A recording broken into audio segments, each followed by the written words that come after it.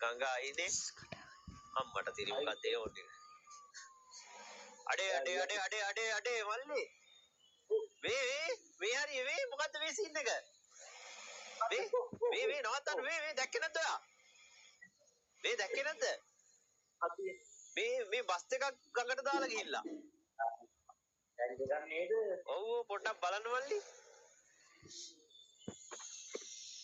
එයාගේ අපරාධ කවුද කරන්නේ පොඩ්ඩක් මල්ලි අයිනේ මේ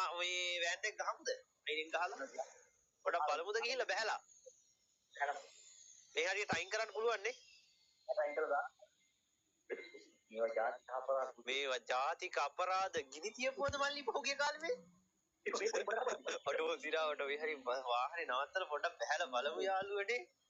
මොකද්ද මේ ඉස්සෙල්ලා එන්ජින් එකේම ඕෆ් කරගමු